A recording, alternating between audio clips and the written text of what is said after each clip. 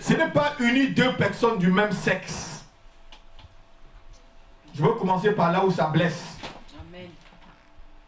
On ne peut pas marier deux choses qui se ressemblent. Amen. On ne peut pas marier deux couleurs. On marie des couleurs différentes pour donner une autre couleur, n'est-ce pas? Est-ce que quelqu'un me comprend cet après-midi? Donc deux hommes ne peuvent pas se marier, ce n'est pas le mariage. Non. On peut s'associer ou unir deux personnes. Deux femmes ne peuvent pas se marier, ce n'est pas le mariage. On peut associer ou unir. On marie toujours des choses différentes. Amen. Alléluia. Amen. Je veux déjà, à l'ouverture de ce séminaire, être clair. Qu'on ne marie pas deux femmes ni deux hommes. Si Dieu voulait marier deux hommes, il aurait créé deux Adams. Ève ne serait jamais née. Alléluia. Il n'aurait pas pris le soin d'aller chercher la côte d'Adam pour former Ève. Il a pris la côte de l'homme pour former quelque chose de différent pour que ça puisse unir. Alléluia. Amen. Donc on marie déjà deux choses différentes, deux êtres différents. Donc le mariage c'est entre un homme et une femme. On est déjà très clair dessus, n'est-ce pas? Amen. On va maintenant entrer dans le vif du sujet. Lorsqu'on vient maintenant dans le Seigneur, lorsqu'on accepte le Seigneur comme notre sauveur et qu'on doit le suivre chaque jour, c'est le meilleur choix qu'on a fait dans la vie. C'est le choix capital de ta vie. Dis Amen, avec moi. C'est le meilleur choix que tu as fait. Et maintenant, lorsque tu fais ce choix, il y a un autre choix qui va marquer ton existence. C'est le choix de ton mari ou c'est le choix de ta femme. C'est le deuxième choix de ta vie. Parce que lorsque tu fais un mauvais choix de conjoint, tu fais un mauvais choix de ta vie. Celui qui fait un mauvais choix de mariage fait un mauvais choix de sa vie. Tu choisis un homme qui ne te mérite pas ou qui ne va pas avec toi, tu as raté ta vie. Tu choisis une femme qui n'est pas compatible avec toi, tu as raté ton existence. Tu as un boulet au pied. C'est comme si on t'avait attaché un cadavre sur les pieds, tu vas traîner ça durant toute ta vie. Alléluia. Donc le choix de son conjoint, qui est le premier thème de ce séminaire, est très très important. Lorsque tu viens en Christ, tu dois collaborer avec Dieu. Tu dois collaborer avec Dieu pour qu'il puisse te dire si tu dois le servir marié ou célibataire. On va voir tout à l'heure là. Il y a des gens qui sont nés pour être célibataires, mais ils sont mariés, ils ont des problèmes. Il y a des gens qui devaient être mariés, ils sont célibataires, ils ont des problèmes. Donc ton célibat ou ton mariage, si ce n'est pas dans le plan de Dieu, c'est un échec. On va voir tout à l'heure par la parole de Dieu, c'est Jésus lui-même qui dit. Alléluia. Donc lorsque tu viens dans le Seigneur, si Dieu t'a appelé à le servir, étant marié, c'est maintenant le moment de chercher qui est ton partenaire. Ou qui est ta partenaire. Ce n'est pas parce qu'on est tous chrétiens que si on se marie et qu'on parle tous en langue, que si on se marie, ça va marcher. Ne faites pas cette erreur. Si vous fermez les yeux sur ce que je viens de dire, vous allez faire l'erreur qui va vous amener à la misère. Ce n'est pas parce qu'on est chrétien qu'on est fait pour vivre ensemble. Je vais vous dire des choses cet après-midi. Il y a beaucoup de problèmes dans le couple chrétien à cause du fait de l'incompatibilité. À cause du fait où peut-être certains devaient être célibataires, ils sont mariés. Ou certains sont mariés, dans un couple ils ne devaient pas être là. La soeur est peut-être chez un frère qui ne devait pas, ou le frère est chez une soeur qui ne devait pas. Donc on prend le temps lorsqu'on veut choisir son conjoint. Alléluia. Parce que ton célibat ou ton mariage, il faut que ça soit dans la volonté de Dieu. Matthieu, chapitre 19, verset 12. Jésus nous dit, car il y a des eunuques. Matthieu 19, verset 12. Car il y a des eunuques qui le sont dès le ventre de leur mère. Un eunuque, c'est qui? C'est quelqu'un qui n'est pas marié, qui n'est pas appelé à se marier. Il y en a qui le sont devenus par les hommes. Il y en a qui se sont rendus tels eux-mêmes à cause du royaume des cieux. Que celui qui peut comprendre ces choses puisse comprendre. C'est ce que le Seigneur voulait dire. Si tu devais être marié et que tu es célibataire, tu n'es pas dans le plan de Dieu. Si tu devais être célibataire pour le servir et que tu es marié, tu n'es pas dans le plan de Dieu. Il y a des gens qui sont faits pour servir Dieu célibataire. Parce qu'ils ne sont pas faits pour le mariage. Il y a des gens dans le monde qui ne sont pas faits pour se marier. Ils se marient avec telle femme, ils divorcent, ou avec tel mari, ils divorcent, ils divorcent. Mais ce sont ces hommes-là qui ne sont pas bien. Reste, viens, retire-toi. Tu dis, mais est-ce que franchement, je ne suis pas appelé pour vivre seul. On va voir beaucoup de choses tout à l'heure. Alléluia. Dans ton mariage ou ton célibat, il faut que cela soit dans la volonté de Dieu. Dis Amen avec moi. Amen. Je commence à vous glacer. Hein? Alors qu'on n'a même pas encore ouvert la page. Je suis encore à l'introduction. Je commence à vous glacer. Mais il faut que je vous glace pour que vous soyez réchauffés lorsque vous allez faire votre choix. Pour que l'écaille qui est sur vos yeux là tombe. Parce que le véritable problème que les chrétiens ont aujourd'hui, c'est dans les couples. Et dans les couples, Satan joue. Et au moment du mariage, je vais vous dire des choses. Au moment du mariage, Satan joue des choses. Vous allez voir des gens qui sont appelés à être leaders. Le moment de se marier, il va prendre un poussin. Hein, alors qu'il est un aigle. On voit tout ça.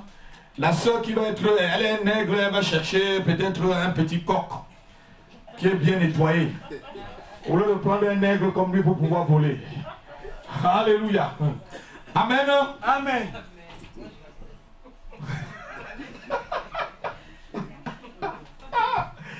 Alléluia.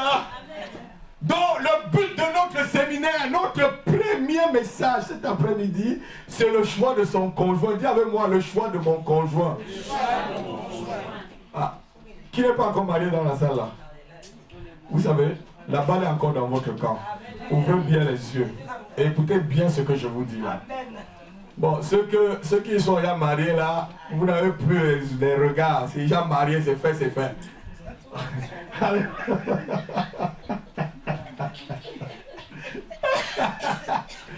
Ah, alléluia. Amen. Amen. Si Dieu t'a appelé au mariage, c'est à toi de chercher et de trouver un partenaire qui est compatible avec toi-même. Est-ce que quelqu'un m'entend? Amen. Parce que tu ne cherches pas ton partenaire qui est compatible. Il faut bien te connaître. Il faut bien. Si tu ne cherches pas un partenaire qui est compatible avec toi, tu vas prendre n'importe quel frère, n'importe. Non, le mariage va se casser en quelques moments. J'ai vu tellement de couples chrétiens se casser. Il y a dans des églises des couples qui ont tellement de problèmes. On se dit, est-ce que c'est Dieu qui est au milieu de ces choses? Non.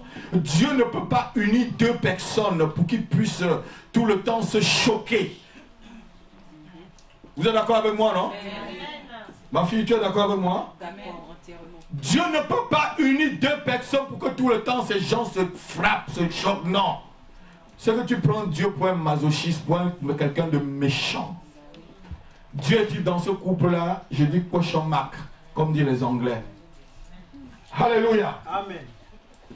Donc, lorsque Dieu t'appelle à le servir étant marié, tu dois chercher un partenaire, qui est compatible avec toi sur le plan spirituel. 2, sur le plan intellectuel. 3, sur le plan sexuel et social. On ne va rien négliger. J'ai dit, je vais vous dire telle chose, Je vais vous dire la vérité sans rien cacher. Et le jour que vous allez amener des maris ou des femmes ici pour que je marie, je vous dis, je vous ai déjà dit, je vais marier. Et si ça ne va pas dans le couple, tu sais que c'est ton boulet que toi-même tu as attaché à tes propres pieds. N'accuse pas le pasteur Rapi. J'aurais déjà tout dit. Alléluia. J'aurais déjà tout dit. Donc tu dois trouver ce partenaire-là. Et le trouver, ça veut dire que toi, tu dois le chercher. Tu dois chercher. Et tu dois le voir toi-même. Il faut noter une fois de plus que si tu rates ton choix, tu as raté ta vie. Amen. Tu rates ton choix, Marina, tu as raté ta vie. Tu rates ton choix, frère, tu as raté ta vie. Ton succès ou ton échec dépend du choix de ton mariage. Parce que j'étais au bureau là, je méditais le livre de Samson. Tous les bagarres de Samson, c'était pour une femme, non? Amen. La vie de Samson, son ministère s'est déchaîné, fait tout ça à cause de la femme. Il avait raté ses choix. Il a fini avec les yeux percés. Vous voyez que Dieu avait prévu que ses yeux devaient être percés? On va voir tout ça tout à l'heure. Un mauvais choix implique une lignée qui souffre. La réussite ou l'échec de ton mariage dépendra du choix que tu prendras le temps pour le faire. Nous devons noter que le mariage est une institution et devient aussi la pierre angulaire de toutes les structures sociales, voire même familiales. C'est la pierre angulaire de toutes les structures sociales, le mariage. Un pays où le mariage ne marche pas, le pays ne marche pas. Une ville où les gens ne marchent pas bien dans leur couple, la ville ne marche pas. Un lieu de travail où les gens ne sont pas bien dans leur couple, même le travail ne sera pas bien fait. Alléluia. Amen. Donc c'est la pierre angulaire de toutes les structures. Il faut prendre le temps. Il faut prendre le temps. Écoutez bien, ouvrez vos oreilles. Surtout ceux qui sont célibataires. Pour écouter ce que je vais vous dire cet après-midi, ce que je suis en train de vous dire. Un mauvais choix du conjoint implique une incompréhension au sein du couple. Une vie gâchée. L'instabilité et des disputes dans le couple. Des enfants en perte d'équilibre, des familles détruites, des nations détruites, des églises locales affaiblies, des hommes et des femmes ruinés, des âmes qualifiées pour l'enfer.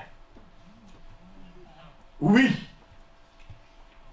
Oui, ma fille m'a fait dire, là, c'est une chose facile. Alléluia. Lorsque tu fais un mauvais choix, lorsque tu ne choisis pas la personne qu'il te faut, tu vas être malheureux ou malheureuse toute ta vie. Vous êtes d'accord avec moi? Amen. Amen. Amen. Donc il ne faut pas faire le choix parce que tu brûles. Hein? Tu vas faire le choix parce que tu es en train de brûler et tu vas éteindre le feu. Hein? Laisse le Seigneur faire. La Bible dit que Dieu fait toutes choses bonnes en son. Dieu connaît le temps. Amen. Et le temps de Dieu, c'est le meilleur. Si tu vas avoir le temps, tu tomberas sur un psychopathe ou un voyou. Et c'est toi qui paieras. Et c'est toi qui paieras. C'est pas le pasteur Rapi qui va venir vivre chez vous. Je vais vous dire ce que Dieu m'a dit de vous dire. Et les espérons aussi par comment je suis arrivé à mon mariage. Alléluia. C'est une quête. Imagine-toi que tu vas faire 80 ans avec une personne et que tu ne prends pas le temps d'être méticuleux pour choisir la personne. Si tu as 40 ans aujourd'hui, là, ça veut dire là, vous allez passer encore 40 ans ensemble, frère. Et après, si Dieu permet encore, vous passez encore 40 ans. Oh! Soyez méticuleux. Les célibataires, là, j'ai dit que la balle est encore dans votre camp. La balle est encore dans... Ne dis pas que le pasteur Api n'avait pas dit. Et toi-même qui me suis, ne dis pas que tu n'avais pas écouté. La balle est encore dans ton camp. Prends le temps pour bien choisir ton conjoint. Sois méticuleux parce que déjà quand tu es dans le mariage, il n'y a plus de choix à faire. On ne recule plus.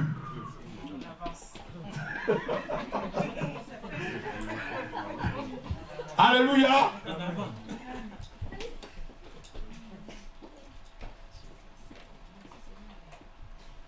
Comme je vous ai dit, dans le dessein de Dieu, Dieu n'a pas prévu d'unir deux personnes incompatibles.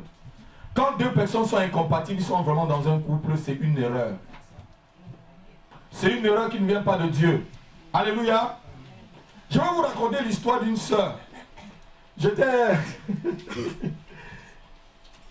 à Libreville avec la sœur. On était encore tous jeunes. Et il y a un frère qui était même mûr plus que nous, spirituellement, qui est venu demander sa main. Bon, il était mûr, mais nous on l'a dépassé après. Parce que avec Dieu, là, c'est pas le nombre de temps. Hein? C'est l'obéissance et la consécration qui t'amènent à la grandeur. Et lorsque le frère est venu demander la main de cette sœur, je les ai appelés tous les deux, je leur ai dit, ne vous lancez pas dans cette affaire, parce que je te connais ma sœur, je te connais mon frère. Vous n'êtes pas fait pour vivre en... Ils m'ont dit que non, ils parlent tous en langue, que j'ai un démon. Alléluia. Je me suis reculé. Alléluia. Et ce que j'avais prévu est arrivé. La soeur, c'était un nègre qui est parti chercher un petit coq bien nettoyé là pour mettre à la maison. Ça arrivait un moment où ce qu'on voit à l'extérieur là disparaît et c'est ce qui est à l'intérieur qui apparaît. Elle a pris le coq. Vous savez que l'aigle porte le coq, hein? Elle est partie jeter ça très loin. Parce qu'elle avait une vision d'aller très loin. L'aigle cherche toujours à percer. L'aigle part plus loin. Sa vision est plus loin. Mais la poule et le coq, qu'est-ce qu'ils font?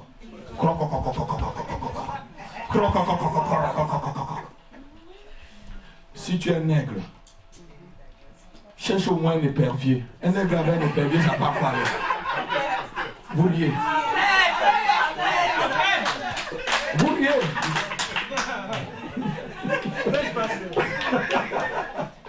Alléluia. Si tu es un lion, cherche au moins un tigre. Mais si tu es un lion, tu prends un chat domestique. Ou quand tu vas faire boum, il va faire miaou. Tu fais boum boum, il fait miaou. Tu vas le prendre, jeter dehors. Et ça ne sera pas la faute de Dieu. Toi qui m'écoutes, je parle des choses vraies en blaguant. Si tu es un aigle, cherche un autre aigle comme toi. Si tu es un lion, prends-moi une panthère. Parce que vous aurez au moins la même vitesse, la même course. Alléluia. Mais si tu prends un chat domestique qui connaît bien se nettoyer, quand tu vas aller pour les grandes choses, miaou. Tu veux faire des choses pour le Seigneur, miaou. Alléluia. Tu vas le prendre et jeter dehors. Ça ne sera pas la faute de Dieu. Amen. Cette sœur, c'était une aigle. Je la connaissais très bien. Je connaissais aussi le frère. Je lui ai dit, c'est pas parce que vous parlez en langue et que vous priez comme si l'apôtre Paul était sorti de la tombe que votre mariage va marcher. Alléluia. Ils n'étaient pas compatibles. Et après, j'ai entendu des horreurs qu'on est venu me confesser, où je ne peux pas dire. Amen. Tu dois chercher la personne compatible à toi. Tu dois chercher la personne avec qui tu t'entends mieux. Je crois qu'il y a des gens qui se disent dans la salle là, mais si cette affaire-là est sérieuse comme ça, mais pourquoi Dieu n'amène pas lui-même la personne qu'il nous faut devant nous pour que nous puissions choisir et tout et tout. Je vais dire que Dieu ne va pas le faire. Parce que Dieu te traite comme un grand. Dis, Dieu me traite comme une grande personne. Et des grandes personnes prennent des décisions. Alléluia. Dieu t'entraîne à régner avec son Fils Jésus-Christ. Et si tu dois régner, ça veut dire que tu dois prendre des décisions. Et une des formations pour régner, c'est aussi que tu choisis ton conjoint. Ou ta conjointe. Ma fille est en train de faire comme ça. Heureusement encore que tu n'es pas marié. Tu as les yeux qui vont s'ouvrir maintenant. Alléluia. Parce que si tu choisis un bandit, un homme qui a 40 ans ment encore. Si tu mens avant le mariage, dans le mariage, il va être pire. Si tu te trompes avant le mariage, dans le mariage, il va être catastrophique.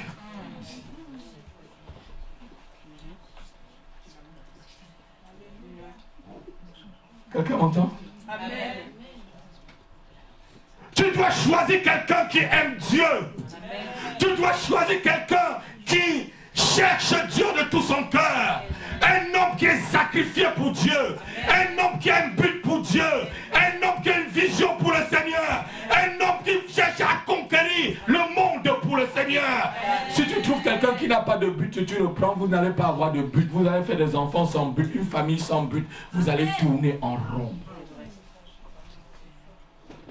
Parce que l'homme, c'est le leader de sa famille. Et un leader doit impacter la vie des autres. Tu dois chercher quelqu'un qui est mûr spirituellement pour t'amener plus loin. Mais si c'est parce que tu brûles et le premier frère qui arrive, à peine il a accepté le Seigneur, tu es derrière, tu le guettes, Prends, tu viens, on va vous bénir là. C'est pas moi qui va recevoir les casseroles dans la tête à la maison.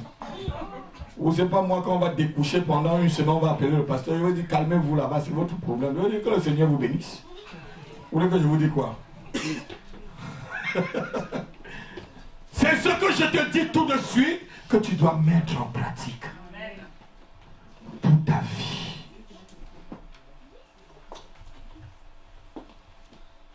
Est-ce que quelqu'un m'entend cet après-midi? Dieu ne fera pas le choix à ta place. Parce que Dieu ne décide pas à ta place. Dieu ne doit pas t'obliger à prendre ce que tu ne veux pas. Vous savez ce que, lorsque Dieu avait fait un choix, un jour, ce qu'on lui a dit, c'est la femme que tu as. Genèse, on va lire, Genèse, chapitre 3, verset 12. L'homme répondit, la femme que tu as mise auprès de moi m'a donné l'arbre et je l'ai mangé. Adam décline directement sa responsabilité. Il voulait dire à Dieu, si tu ne me donnais pas cette femme-là, je n'aurais jamais... C'est toi qui as fait le choix pour moi. Marina me regarde. Il voulait dire à Dieu, j'étais tranquille ici, non? C'est toi qui l'as amené. On ne doit faire le choix pour personne. Toi-même tu choisiras parce que tu auras ce que tu cherches. Alléluia. Amen. Adam a décrit sa responsabilité. Depuis ce jour, Dieu ne s'interpose plus dans le choix. Samson était un serviteur de Dieu, non? Oui. Mais vous croyez que Dieu s'est interposé dans le choix de Dalida? Vous êtes d'accord avec moi? Tu dois choisir quelqu'un qui est vrai. Quelqu'un qui est sincère, un homme qui chaque jour se lève et qui dit à Dieu, Seigneur, je me mets sur l'autel du sacrifice, je me mets sur l'autel de la sanctification, parce que quoi? Je veux te servir. Amen. Tu cherches un homme qui court les jupons tous les jours, croyant que dans le Seigneur, la parole de Dieu va le changer, c'est ton propre problème. Ça doit être un homme intègre. Élodie. Un garçon intègre. Un garçon intègre envers Dieu. Quelqu'un qui cherche Dieu. Quelqu'un qui aime Dieu. quelqu'un qui poursuit Dieu, quelqu'un qui a des buts pour Dieu, qui va te dire, ma soeur, viens m'aider à faire ceci pour le Seigneur. Voici ce que Dieu m'a montré de faire. Voici ce que Dieu m'a montré de faire. Est-ce que tu peux venir m'aider? Amen. Mais si tu trouves quelqu'un qui n'a pas de but pour sa vie, tu vas où avec quelqu'un comme ça? Faire quoi? Donc, repasser tes habits, repasser les habits, manger, faire les enfants, aller se promener, travailler l'argent, dépenser. C'est ça le but. C'est ça le but. Il faut chercher quelqu'un, un visionnaire. Quelqu'un qui a une vision pour sa propre vie. Il aura la vision pour ton couple. Il aura la vision pour tes enfants. Il aura la direction pour ta famille. Alléluia. Amen. Mais si tu trouves quelqu'un qui n'a pas encore la direction pour sa propre vie, tu l'amènes où? Tu t'amènes nulle part, ma fille. Vous allez tourner en rond comme je l'ai dit tout à l'heure. Prends le temps d'ouvrir tes yeux. Est-ce que ce frère aime le Seigneur? Est-ce qu'il se sacrifie pour le Seigneur? Est-ce qu'il est capable de se sacrifier entièrement pour le Seigneur? Est-ce que je dois, est-ce que ce que Dieu a mis en moi là, est-ce que je dois vraiment aller vers lui pour l'aider à faire cela? Est-ce qu'il est digne? Il faut regarder tout ça. Pas quelqu'un qui ne satisfait pas le Seigneur, tu vois, c'est à la maison qui va te satisfaire. Non.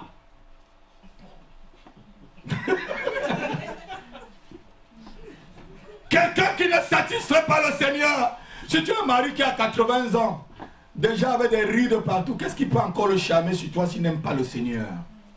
Qu'est-ce qui peut encore t'amener?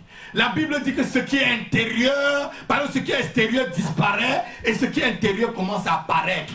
Et dans le mariage, je vais te dire, ma soeur, la beauté là va commencer à disparaître.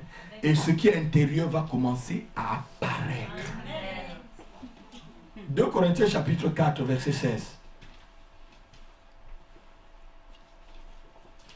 2 Corinthiens chapitre 4.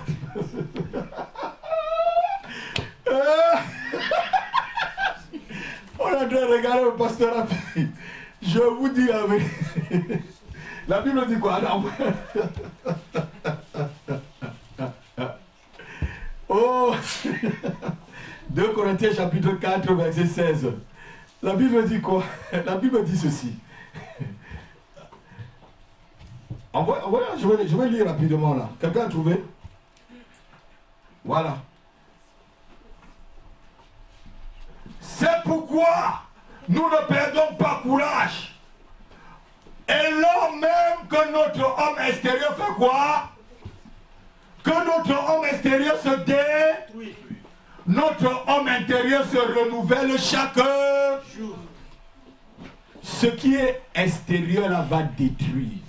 Si tu l'as aimé parce qu'elle a les longs cheveux, le jour où elle va t'énerver, tu vas prendre le ciseau, même couper ses longs cheveux là et jeter. Alléluia. Ce qui est extérieur mais ce qui est intérieur ressort et envahit la vie de la personne. Si tu prends un frère qui n'est pas capable de se sacrifier pour la vision que Dieu lui a donnée, tu crois qu'il va se sacrifier pour toi et sa famille?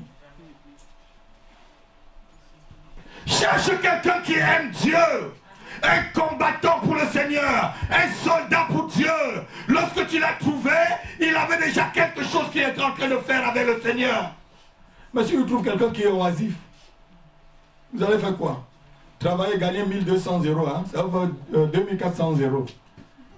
Vous allez départager, après vous allez acheter tout ça. Après faire des enfants pour avoir des allocations. C'est ça la famille?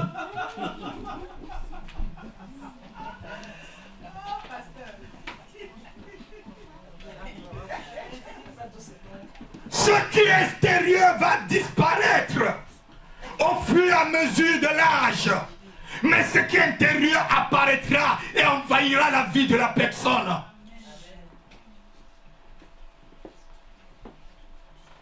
Tu as encore les cheveux blonds, noirs et tout ça. Après ça va devenir blanc. Après ça va tomber comme pour moi là.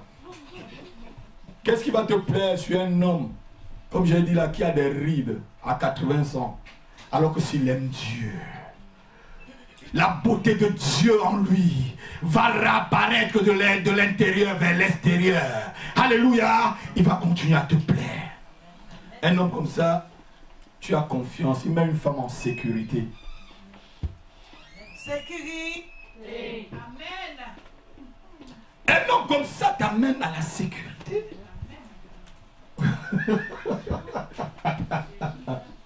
Alléluia. Amen. Donc tu dois faire ton choix. C'est Jacob qui a choisi Rachel, non? On lui a donné Léa à la place de Rachel. Il a dit, je travaille encore 7 ans pour... Ma fille elle rit. Tu dois choisir une personne que tu aimes.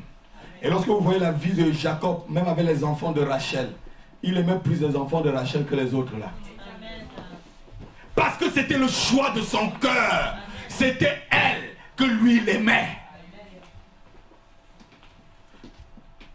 Si tu épouses une personne que tu n'aimes pas, chaque matin tu vas te lever, tu vas voir la personne.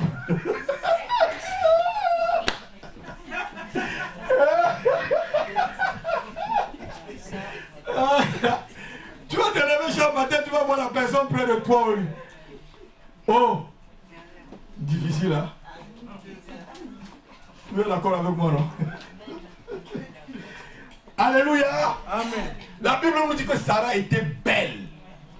Jusqu'à ce qu'après 85 ans, elle pouvait plaire à Pharaon, à Abimelech. C'était le choix d'Abraham. Je lui ai dit, ne fais pas le choix parce que tu brûles. Dieu fait des choses bonnes en son temps. Amen. Prends le temps de regarder. Je vous ai dit tous les célibataires là. Je crois qu'il devait y avoir plus de célibataires parce qu'avant il y avait plus de célibataires dans cette église là. Ils ne sont pas fuis, mais après, ne dites pas que le pasteur Rapine n'avait pas dit. J'ai bien dit. Alléluia.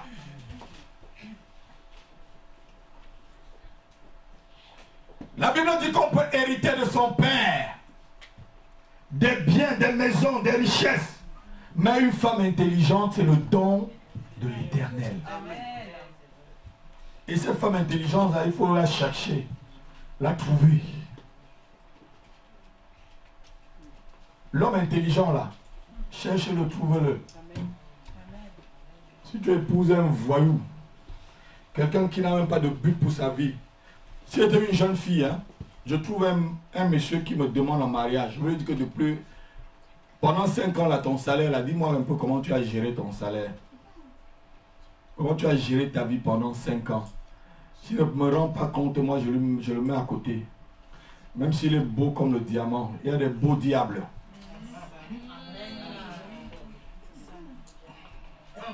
Il ne va t'amener nulle part. Alléluia. Amen. Bientôt on va entrer dans les compatibilités là. Chacun va. Vous allez bien vous accrocher sur vos chaises là. Accrochez bien. Vous dites déjà, accrochez-vous bien à la chaise. Alléluia. Celui qui trouve une femme a trouvé le bonheur. C'est la grâce qu'on obtient de l'Éternel. Ceci veut dire que pour trouver, il faut chercher comme dans Matthieu 7, verset 7. Celui qui cherche, trouve. Mais si tu ne cherches pas, tu crois que Dieu va amener la femme vertueuse ou l'homme vertueux avec toi que tu as assis là? Prends le temps pour chercher, frère. Prends le temps pour chercher, ma soeur. Et ne sois pas pressé. Proverbe chapitre 18, verset 22. Celui qui trouve une femme a trouvé le bonheur.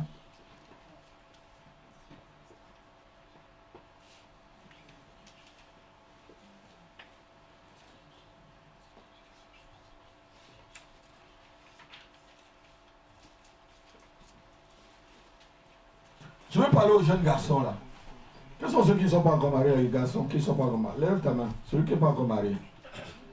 Amen. Si tu veux chercher une femme, il faut chercher une femme qui a déjà un but pour sa vie. Regarde mon frère. Cherche déjà une femme qui a un but pour sa vie. Parce que si elle n'a pas de but pour sa vie, ce n'est pas dans le mariage qu'elle aura un but. ne faut pas l'écouter parler là. Parce que bientôt tu auras une bonne rétrograde à la maison.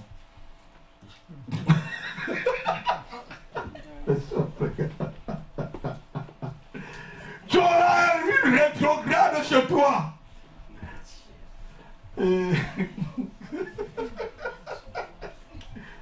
Et je te dis,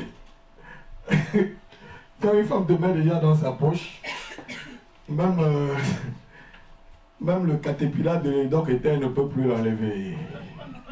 Quand tu es déjà tombé dans sa poche, puis rien ne peut t'enlever. Parce qu'elles ont une puissance de saisie. Elles ont une capacité de saisie.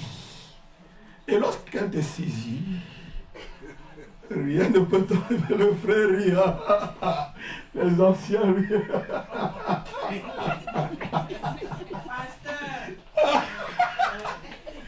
Amen. Amen. Trouve une femme qui a déjà un but pour sa vie. Une femme qui aime Dieu. Une femme qui poursuit Dieu. Une femme qui honore Dieu. Une femme qui craint Dieu. Une sœur qui a un but pour Dieu dans sa vie. Amen. Mais je vais vous dire, si une sœur peut trahir Dieu pour t'épouser, fuis-la. Si une sœur peut trahir Dieu pour t'épouser, fuis-la, mon frère. Parce que bientôt, toi-même, tu seras trahi. Tu n'es pas Dieu. Et prends bien les renseignements. Vois comment elle traite avec son père. Si elle respecte son père, elle va te respecter dans le mariage. Parce que bientôt, tu vas devenir un père pour elle. Amen. Mais si elle donne le piment à son père, tu auras 3 fois le même piment. Alors tu n'es pas son père. Ne dis pas que le pasteur Rapi n'avait pas dit. Je dis, regarde comment elle traite avec ses parents. Si elle donne le piment à son père, frère, tu n'es pas son père, elle va te donner 4 fois le piment. Elle va te donner 4 fois le piment. Parce que tu n'es pas son père. Donc pour choisir une femme, regarde-la bien comment elle traite avec son père. Si elle ne respecte pas son père, elle ne va pas te respecter dans le foyer. Regardez-moi les soeurs. C'est pour que vous travaillez votre vie avant d'entrer dans le mariage. Là, à maison. Je te dis, si elle donnait un piment à son père, tu auras 3 fois le même piment. Regarde-moi, tu appuies les yeux. C'est pour que tu chantes, tu parles bien à ton mari. Pour que vous éduquez bien vos enfants. Alléluia. Alléluia. Nous sommes en train de dire des choses très sérieuses, mais dans une blague. Tu dois chercher celle qui est tout versée vers Dieu. Et je dis, si elle n'a pas un but pour poursuivre Dieu, ce n'est pas dans le mariage qu'elle va avoir un but. Une femme qui craint Dieu craindra son mari. Une femme qui respecte Dieu respectera son mari. Elle saura comment éduquer ses enfants. Mais si tu vois déjà une soeur, je vous ai dit tout à l'heure, ce n'est pas parce que c'est la beauté extérieure. Je vous ai dit la beauté extérieure là va disparaître. Et ce qui est intérieur va grandir dans la vie de la personne. Et si tu dois vivre 40 ans, 80 ans avec une personne, et qu'il n'y a rien qui peut te charmer après, parce que tout ce qu'on a bien lu là, ça se détruit. Je ne serai pas toujours bien joufflé comme on voyait. À un moment là, je vais commencer aussi à rider. Hein? Mais c'est ce que j'ai à l'intérieur qui peut encore plaire à mon épouse. C'est mon développement spirituel intérieur qui va paraître. Parce que la glorieuse personne de Dieu en moi apparaît maintenant de l'intérieur vers l'extérieur. Et c'est ça qui prend toute ma vie. Elle ne me verra plus vieux comme à 80 ans. Elle verra seulement aux cheveux blancs, mais quelqu'un de costaud. Un leader pour elle. Un héros pour sa vie. Quelqu'un qui a donné une direction à sa vie et ses enfants. Méfie-toi de ton choix. Alléluia. Amen. Il faut qu'elle soit une poursuiveuse de Dieu. Elle doit aimer Dieu. Si elle peut se sacrifier pour Dieu, elle peut se sacrifier pour toi. Parce que si une femme trahit Dieu pour toi, ça veut dire que bientôt elle va te trahir. Ou souvent, peut-être elle va t'utiliser comme son porte-monnaie. D'accord avec moi, je dis la vérité. Hein? Vous ne pouvez pas me taper dans mon église. Hein? C'est moi le responsable ici. Si je veux chasser quelqu'un, je le chasse. Si je veux que quelqu'un entre, il entre. Voilà, bien entendu. Je vous dis la vérité parce que je vous aime.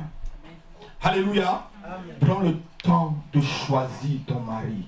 Prends le temps de choisir ta femme. Alléluia. Au lieu de penser tout le temps qui tu dois épouser, je vais te conseiller quelque chose cet après-midi. Cours après Dieu. Et Dieu fera une femme courir après toi. Cours après Dieu. Et Dieu fera un homme courir après toi. Cours après Dieu. Il mettra une jeune fille derrière toi. Cours après Dieu. Il mettra un jeune homme qui l'aime courir après toi. La Bible dit quoi? Matthieu chapitre 6 verset 33. Cherche d'abord Dieu et son royaume. Cherche d'abord Dieu et son royaume. Alléluia. Et Dieu amènera ce que tu cherches vers toi. Cours d'abord après la sanctification. Cours après le but que tu as pour Dieu. Et Dieu amènera cette jeune fille. Cours après Dieu. Et Dieu amènera ce jeune garçon qui l'aime. Que de te tracasser la tête tout le temps. Qui est-ce que je vais épouser? Qui est-ce que je vais marier?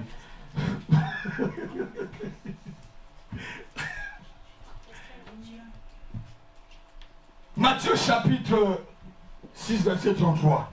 La Bible dit: cherche premièrement le roi de Dieu ça, et toutes ces choses vous seront données par-dessus tout. Cours après Dieu. Ma fille, cours après Dieu. Et cet homme viendra. Cet homme courra vers toi. Cours après Dieu. Et cette fille courra vers toi. Cours après Dieu. Et ce jeune garçon courra vers toi. Mais si tu cours après une fille, comme je vais te dire, vas-y, elle va te prendre et mettre dans sa poche. Et tu ne pourras plus sortir.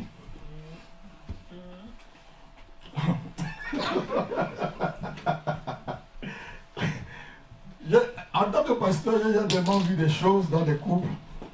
Je vous ai raconté cette histoire. Même ici en France, à Paris même. J'ai un fils spirituel où son couple est en train de balancer. Alléluia. À cause de l'incompatibilité. Je vous ai parlé de l'incompatibilité, de la compatibilité spirituelle, intellectuelle, sexuelle et même sociale. Je vais le développer petit à petit pour que vous puissiez bien comprendre. Amen. Il faut que tu trouves quelqu'un de compatible avec toi. Sinon, vous allez vous disputer tous les jours. Vous allez pourrir la vie de vos enfants. Vous allez pourrir votre propre existence. Au lieu que votre mariage, au lieu que votre couple soit un nid d'amour, ça devient un lieu de querelle et de bagarre. Alors que vous êtes fait. Le mariage, c'est pourquoi faire? C'est pour le bonheur, non, frère? C'est pour le bonheur, non? Amen. Oh, mais je croyais qu'on devait me dire amen. Le mariage, c'est la consécration de l'amour. Quelqu'un peut le noter? Le mariage, c'est la consécration de l'amour. Lorsque tu arrives au mariage, ça veut dire que l'amour a inondé toute ta vie pour la personne. Le mariage, c'est la consécration de l'amour. On ne se marie pas comme ça. On ne se marie pas pour divorcer demain.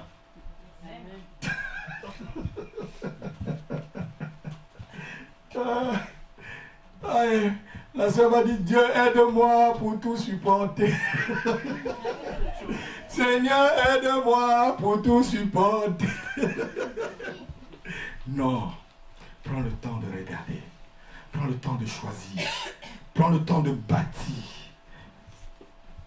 ton avenir. Alléluia. Je te conseille de courir après Dieu. Cours après Dieu, il placera cet homme devant toi afin qu'il t'aide à atteindre le but de Dieu pour ta vie. Cours après Dieu, il placera cette belle fille devant toi, une femme vertueuse qui est son don. La Bible dit que celui qui a trouvé une femme, et c'est le don de... Mais il faut courir après Dieu pour que ce don vienne vers toi. Mais si tu cours vers le don, tu seras comme Samson. Oh, alléluia. Oh, alléluia. Amen. Amen. Amen. Si nous plaçons notre confiance en Dieu, Dieu nous aidera à faire le bon choix. Dis Amen avec moi. Amen. Parce qu'il dit dans le livre de Psaume, chapitre 32, versets 8 à 9. Si tu es quelqu'un d'obéissant à Dieu, il ne va pas te laisser sans te montrer le choix. La personne qu'il a déjà créée pour toi. Si tu es fait pour le mariage, ça veut dire qu'il y a déjà un homme qui est créé pour toi, Marina. Cherche seulement, regarde ces personnes-là pour choisir. Mon frère, si tu es fait pour le mariage, c'est qu'il y a une femme déjà qui est créée pour toi. Cherche seulement et Dieu te montrera la femme. Alléluia. Psaume chapitre 32, verset 8. Je t'instruirai, je te montrerai la voie que tu dois suivre. Je te conseillerai et j'aurai le regard sur toi. Amen. Si tu es obéissant, Dieu va te conseiller. Tu collabores avec Dieu, il va te montrer vraiment ce frère et vraiment cette soeur. Pourvu que tu aies une bonne relation avec Dieu. Mais si tu es un rebelle, tu vas aller faire ton propre choix. Après, tu vas croire que Dieu... Vous savez, les gens croient qu'ils vont se marier n'importe comment et Dieu va mettre l'harmonie dans son mariage. Tu mens. Tu vas choisir une femme ou un frère qui ne te va pas. Et tu crois que Dieu va mettre... Oh Seigneur, mets l'harmonie entre mon mari et moi. Mais... Non. Tu ris. J'ai dit, ne faites pas le choix parce que vous brûlez. Prenez le temps, ces jeunes filles-là. Prenez le temps, hein. Prenez le temps. Dieu fait toute chose bonne à son temps. Il sait quand le gars va venir. Et il faut mettre des conditions. Quand j'ai trouvé mon épouse, j'ai mis tellement de conditions qu'elle ne voulait pas certaines conditions. Il dit, madame, allez-y, prenez votre chemin. Elle est devant moi, il dit, prenez votre chemin. Elle est partie réfléchir pour revenir sur la condition. Il dit, ah, tu as compris. Ce n'est pas la blague. Elle prenait son chemin, je prends mon chemin. Je savais ce que je cherchais. Je savais que j'étais un leader. Je savais ce que je dois faire pour le Seigneur. Je savais là où le Seigneur veut que je travaille. Je savais qui j'étais devant Dieu. Je savais que je pouvais me sacrifier pour Dieu. Est-ce qu'elle était capable de le faire? Si seulement une petite condition, il y a la place là, bon, passe ton chemin, je vais chercher une autre. Alléluia. Amen. Et c'est ainsi. Elle a trouvé en ce temps que j'étais trop dur, je n'étais pas trop dur. C'est parce que je savais ce que je cherchais. Je savais que si elle dit oui, elle va être compatible avec moi pour qu'on puisse aller loin. Amen. Vous êtes d'accord avec moi, non? Amen. Aujourd'hui, elle peut vous aider, hein? Elle peut bien vous aider dans vos couples. Parce qu'elle a bien appris. Amen. Amen. Alléluia. Amen. Donc Dieu va t'instruire. Et Dieu va te montrer la voie à suivre. Si tu es obéissant à sa parole. Si tu es obéissant. Il y a beaucoup de personnes qui sont inconsidérées. La Bible dit ne soyez pas inconsidérés. Mais cherchez à connaître la volonté de Dieu. Inconsidéré, ça veut dire que tu ne considères pas ce que tu fais. Alléluia. Cherche à connaître la volonté de Dieu pour tout ce que tu fais. C'est parce qu'une soeur va venir là, elle est bien habillée. Tu vois que ton cœur va commencer à balancer. Seigneur, c'est elle. Seigneur, c'est elle. Moi, un frère va venir là, il est bien costumé là. Ah, Seigneur, c'est lui. Seigneur, c'est lui.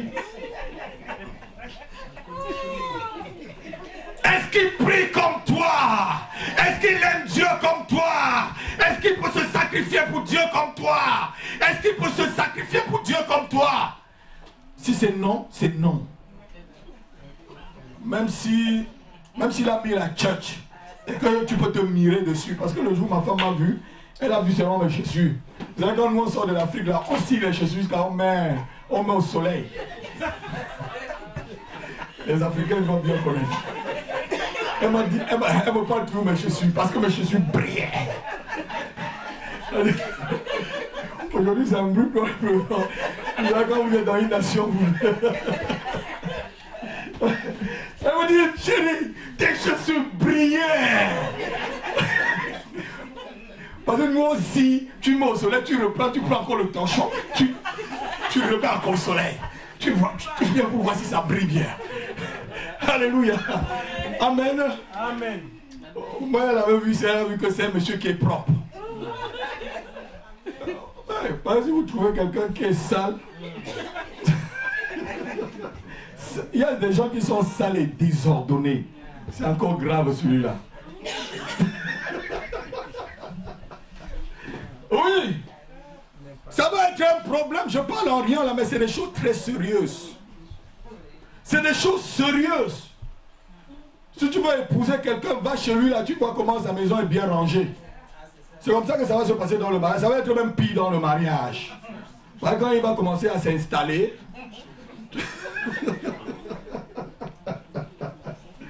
alléluia. Amen.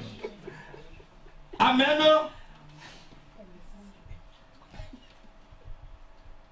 Cet après-midi, vous allez apprendre beaucoup de choses pour votre futur. Amen. Ce n'est pas parce que nous sommes convertis tous les deux, comme je le dis toujours, et que nous choisissons n'importe qui, que nous allons croire que ça va marcher. C'est comme si tu avais deux paires de chaussures, et tu dis que tu vas mettre n'importe quel pied. Bientôt tu vas voir que ça ne va pas dans tes pieds, non? C'est tous des chaussures, non? Trouve chaussures à tes pieds, s'il te plaît. Trouve chaussures à ta pointure, s'il te plaît. Sinon, tu vas te trouver avec un escroc, un bandit qui va foirer toute ta vie. Il y avait un frère à l'église, quand on avait l'église à... Avant que je ne demande aux gens, il est venu me voir, sa femme est venue me voir. Pasteur, tout le temps, il est parti, où il était parti aux États-Unis. Il demande à la soeur de l'envoyer 2000 ou c'était 3000 euros. La soeur ne touche que 1500 euros. Elle est obligée d'aller prêter encore pour mettre les enfants pour l'envoyer. Il va faire quoi là-bas? Bandit. Bandit. Tu choisis quelqu'un comme ça, tu es fini. Le bailleur va venir vous sortir de la maison parce que la maison n'est pas payée. Hein, pasteur? Le bailleur va venir vous sortir de la maison. C'est pas parce qu'il est chrétien. Est-ce qu'il a déjà réglé le problème de la cupidité dans sa vie? Est-ce qu'il a déjà réglé le problème de finances? Vous savez, les finances sont quelque chose de très important. Ça parle du cœur de l'homme. Tel il gère ses finances, tel il va gérer aussi son couple. Si quelqu'un gère bien 100 euros, il peut bien gérer 1000 euros. S'il gère bien 1000 euros, il peut bien gérer 100 000 euros. Mais si déjà il ne peut pas te rendre compte sur 100 euros que tu lui as donné, ça veut dire que même si tu lui donnes 10 000 euros là, ça va l'embrouiller.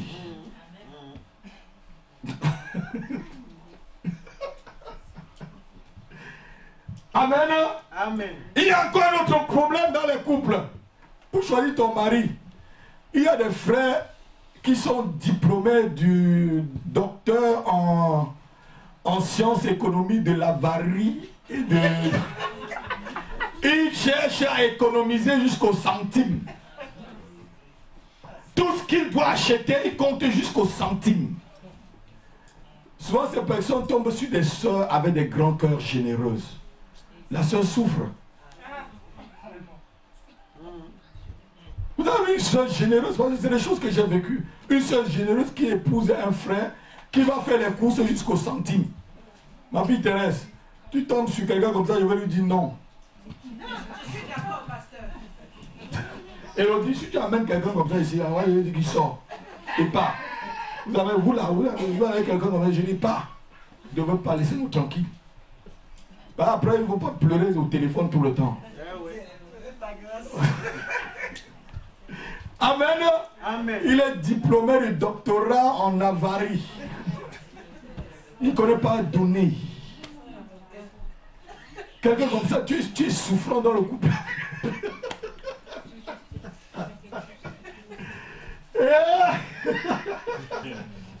Amen. Amen. C'est une folie de penser que deux chrétiens qui parlent en langue peuvent s'entendre dans un mariage.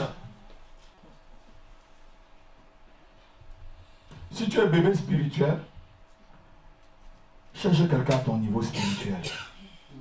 Je vous ai dit tout à l'heure, cette sœur était un aigle. Elle est partie chercher un corps bien embelli.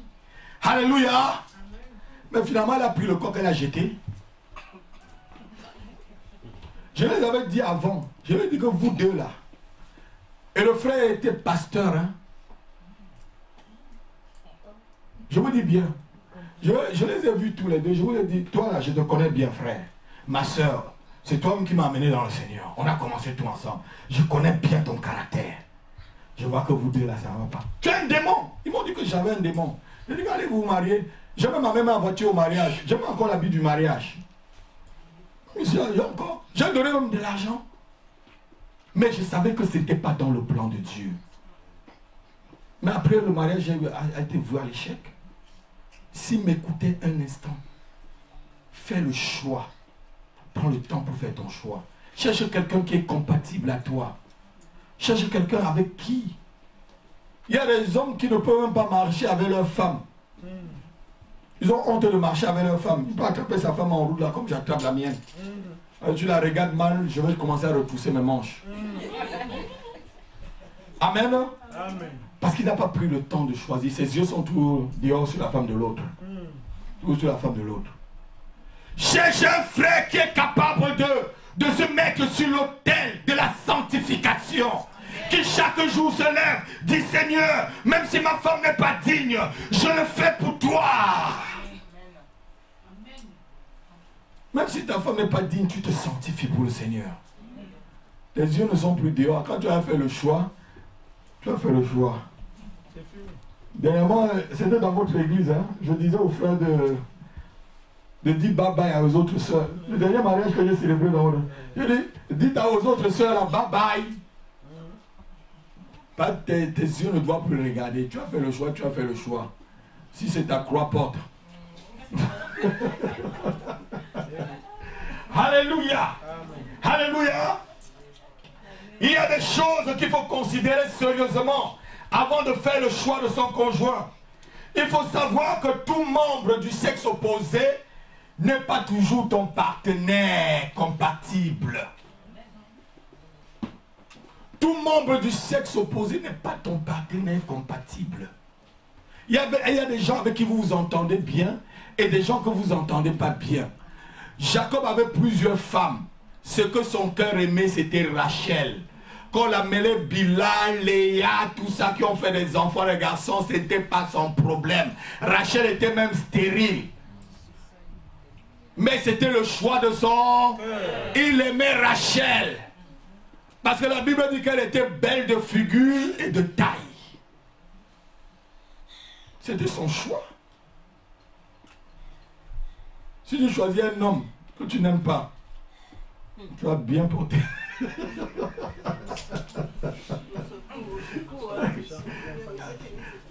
Il y a des gens qui n'aiment pas le monsieur, mais ils aiment seulement l'argent. Il y a une soeur qui m'a dit un jour à Libreville, pasteur, c'est lui qui me paie ma maison, non? Tu veux maintenant que je le laisse aller où? Je vais devenir quoi? J'ai dit, tu sais ce que tu vas devenir, ma soeur? Elle me dit, non, tu vas devenir une belle petite diablesse en enfer. Les gens n'aiment pas qu'on leur dise la vérité. Je dis. Parce que Dieu me jugera sur ce que je vous dis. Et si je vous mens, mon jugement, la Bible dit que le jugement des hommes de Dieu sera double.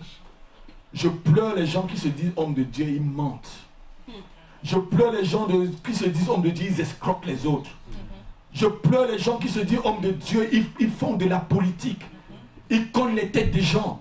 Je pleure les gens qui se disent hommes de Dieu, ils courent après les femmes des autres. Ils cassent des mariages. Je pleure après ces personnes. Ce ne sont pas des hommes de Dieu, ce sont des mercenaires. Amen. Si vous voulez, ne m'aimez pas, Dieu m'aime. Je m'appelle Dieu donné. Si vous voulez, ne m'aimez pas, Dieu m'aime. Amen. Prends le temps de choisir. Parce que c'est une affaire sérieuse. Quand tu mets déjà l'alliance à la main, là, comme moi, là, qu'est-ce qui va encore casser ça? Alors, on prend le temps. Hein? Si ça ne va pas, sois carré comme moi. Mon épouse me dit que quand tu es rencontré, on pouvait te mettre dans une boîte. Il dit qu'il fallait que je te montre vraiment qui je suis. Pour que tu saches à quoi ça t'attend devant. Alléluia. Amen. Amen. Il nous faut donner le meilleur de nous-mêmes. Il faut donner le meilleur de toi-même. Analyse le frère, ma soeur, avant de t'engager. Analyse le frère, mon frère, à la soeur, mon frère, avant de t'engager. Sinon, tu auras bientôt une grande surprise chez toi. N'écoute pas les belles paroles. Hein? Regarde les actes. Vous savez, il y a des hommes qui sont comme des papillons. Vous connaissez les papillons? Ils volent de fleur en fleur, ils sucent le nectar, ils s'en vont. Oui. J'avais un frère à l'église à Libreville. Il venait dire à sa soeur, je vais t'épouser. Je vais t'épouser. Il faisait trembler le cœur des soeurs comme ça. Bandit. Bandit. Et si tu le vois prier, hein, l'apôtre Paul, tu vois quand l'apôtre Paul se réveille tout de suite. Bandit. Il faut voir dans les actes. Alléluia. Amen. Alléluia. Amen.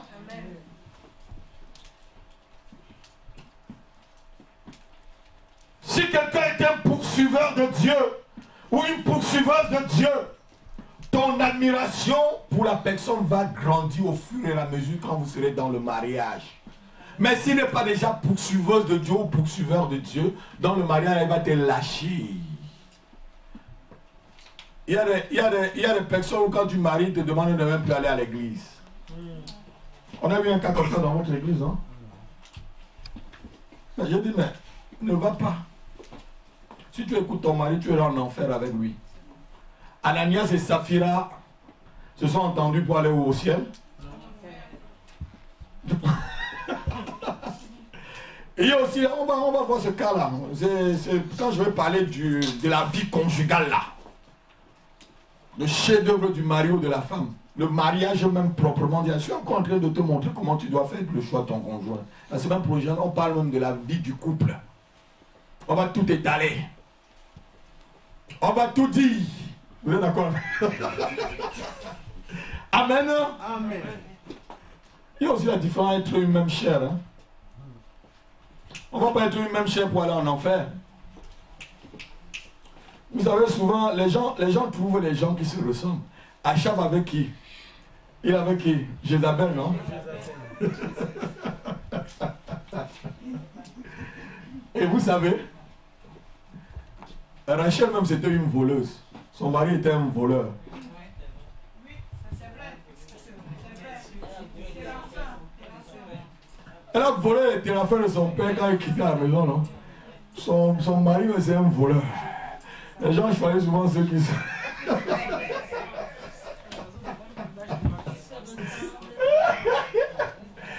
Pasteur a pité toi un peu, vous voulez que je me taise un peu? Ou je continue, il y a encore beaucoup de choses à dire. J'ai compris ça. Amen. Donc prends le temps.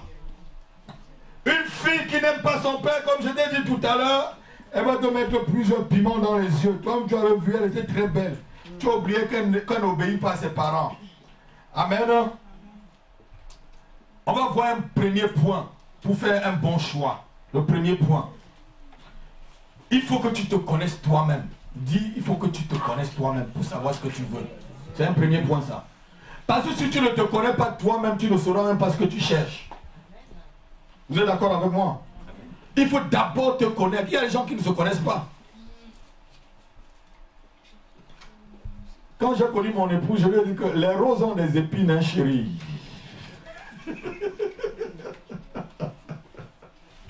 Je l'ai répété ça pendant des années jusqu'à maintenant. Elle a compris ce que je voulais dire. Les roses ont des... Pour cueillir une rose, si tu ne fais pas attention, ça te pique, non? Mais c'est joli, c'est ça, nos frères. Donc il faut d'abord, se connaître. Il faut chercher le croyant du sexe opposé, en deux, avec qui tu t'entends bien sur le plan spirituel. Comme je l'ai dit tout à l'heure, je conseille que deux personnes qui n'ont pas le même niveau spirituel ne se marient pas. Je conseille que deux personnes qui n'ont pas le même niveau spirituel ne se marient pas. Parce que un ne comprendra pas l'autre. Ça fera un retard. C'est comme, je vous ai dit tout à l'heure, un aigle qui épouse un poussin. L'aigle va chercher les choses d'en haut, alors que le poussin va chercher les choses d'en haut. L'aigle va s'intéresser à faire des percées spirituelles, alors que le poussin va passer tout son temps à gratter la tourner sur place. Il ne pourra pas s'envoler. Ça va faire un handicap. Prends quelqu'un, ce n'est pas le même niveau spirituel. L'aigle et la pousse, ce n'est pas le même niveau, frère. Ma soeur, ce n'est pas le même niveau spirituel. Cherchez quelqu'un à ton niveau spirituel, pour que vous puissiez voler ensemble.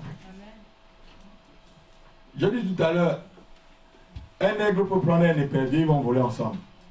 Un lion peut prendre une panthère ou une tigresse. C'est la même chose. Mais si un lion prend un chat domestique, parce qu'il est beau ou belle et tout, quand le lion va vouloir faire des grandes choses, le chat va dire miaou. Il va dire on avance. Miaou. On continue pour le Seigneur. Miaou. Il va se retourner, la prendre, jeter. Parce que ce n'est pas... Ce que je vous dis en riant là, c'est vraiment des choses que j'ai pris le temps d'étudier. Franchement, c'est capital. La compatibilité spirituelle, s'il te plaît. Il faut que le frère soit un leader, qui soit capable d'impacter la vie d'une personne. Parce que c'est le frère qui présentera la sœur à Christ comme une vierge pure, sans tache ni ride. Compatibilité, ma fille Marina. Si tu prends seulement quelqu'un qui vient, prend sa Bible et s'assoit au dernier banc tout le temps, on dit Amen, il sort, il part. Méfie-toi de ce frère-là.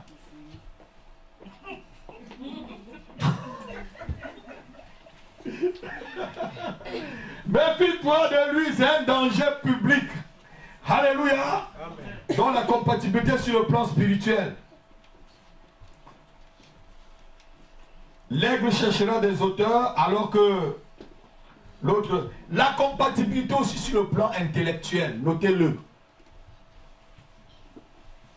Sur le plan intellectuel. Si toi, tu as un niveau intellectuel qui est très élevé à l'autre, ça dit, vous ne vous comprenez pas à un certain niveau.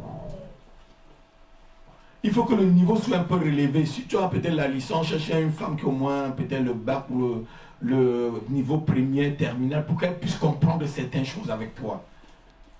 Amen. Je ne dis pas que si tu es docteur, il faut que ta femme soit docteur. Ce n'est pas un peu ce que je veux dire. Mais si tu as peut-être le bac, tu vas chercher une femme qui est là-bas en Colintan, qu'elle n'a même jamais été à l'école. Parce qu'elle est belle, elle est jolie, tu l'amènes chez toi, tu auras des problèmes. Tu auras même des problèmes pour éduquer les enfants. La compatibilité intellectuelle, s'il te plaît. Parce que même la parole de Dieu, lorsque vous allez partager la parole de Dieu, est-ce qu'elle comprendra les mêmes choses comme toi? Parce qu'il faut un certain niveau, une certaine clairvoyance pour comprendre certaines choses. Va chercher quelqu'un qui n'a pas de même compatibilité que toi. Vous allez voir. La compatibilité. Quand j'ai commencé l'église, il y avait un couple ici. Ma femme connaît ce couple. La dame était elle gagnait mieux que son mari. Tu connais ce couple? On a commencé, il s'asseyait toujours là. On a affecté et j'ai demandé au frère de ne pas rester ici, de partir avec sa femme. Je ne veux pas dire le pays où ils sont.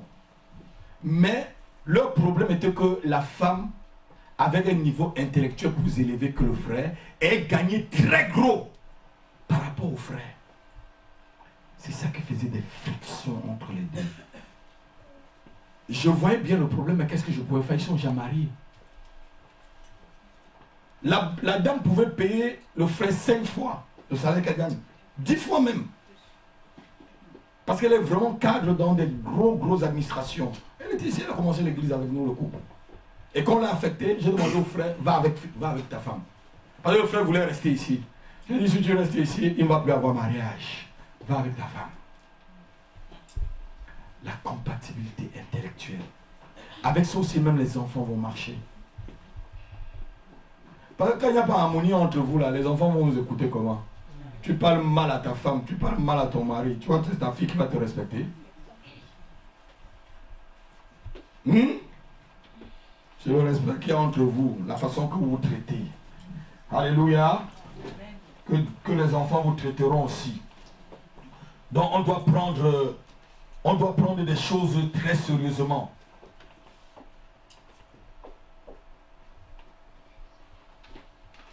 Et comme je l'ai dit tout à l'heure, ne réveillez pas l'amour quand l'amour dort encore. On va lire les cantiques des cantiques. 2, verset 7. Je vois quelqu'un me faire rire. Excusez-moi, j'ai dit des choses très sérieuses. Cantique des cantiques, chapitre 2, verset 7. On va lire rapidement pour vite avancer là. Là, bientôt, on va prier. On va prier pour ceux qui sont célibataires. Là. Après, la semaine prochaine, je parlerai du couple. Cantique des cantiques, chapitre 2, verset 7. Il ne faut pas réveiller l'amour lorsque l'amour dort encore. Je vous en conjure, filles de Jérusalem, par les gazelles et les biches des champs. Ne réveillez pas l'amour avant qu'elle ne veille. Il y a une version qui dit quand elle dort. Alléluia. S'il vous plaît, ne réveillez pas l'amour. Je vous ai dit, poursuivez Dieu. Et l'amour va vous poursuivre. Poursuivez le Seigneur. Les choses vous poursuivront. Ne réveille pas, s'il te plaît. Ne réveille pas. Tu vas regretter après. Hein, ma fille? Je crois que tu as déjà quelques pistes sur lesquelles tu vas partir là. Notez 8 points. Je vais vous donner 8 points sur lesquels vous allez vous baser pour choisir votre conjoint. On va aller. 8 points. Je vais vous citer quelques-uns. Le reste, vous allez vous débrouiller.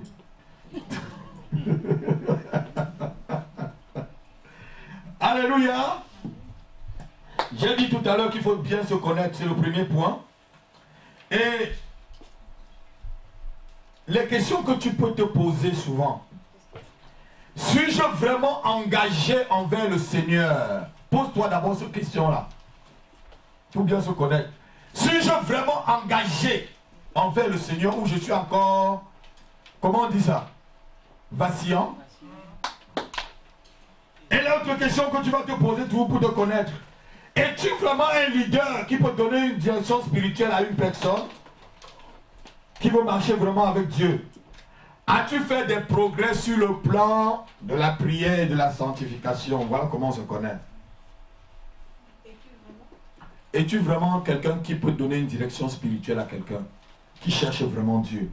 Si tu te connais déjà comme ça, moi je savais que je pouvais donner une direction spirituelle à quelqu'un. Quand j'ai pris mon épouse, je savais que je pouvais lui donner une direction spirituelle. Alléluia. Comme je vous donne à vous à l'église une direction spirituelle. Un leader, c'est ça, donner une direction aux gens. Il faut se connaître. Si tu ne te connais pas, Le deuxième point.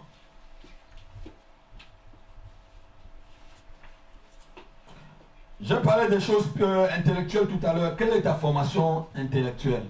As-tu le bac? As-tu la licence? As-tu le CPE? Il faut te connaître dans ce domaine-là. C'était le deuxième point. On va aller au troisième point maintenant. Il faut bien te connaître sur le plan émotionnel. J'arrive. Amen. Et voici les questions qui peuvent te guider pour faire ton choix. Es-tu quelqu'un d'intraverti ou d'extraverti? Il y a des gens où ceux qui passent dans leur maison, toute la France va connaître. Il va voir, mon mari là c'est un bandit. Mon mari là c'est un menteur. Ma femme là, elle m'a fait ceci. Est-ce que tu es quelqu'un où toutes tes affaires vont dehors? Choisis aussi une personne où toutes les affaires sont sur la place publique. Parce que tu choisis quelqu'un qui est introverti, c'est la bagarre. Par exemple, ce qui se passe à la maison, il va dehors, tu arrives dedans. Alléluia. Il y a des gens qui me regardent. Ce séminaire-là est bien. Hein? Merci Seigneur pour ce séminaire. C'est un début très bien.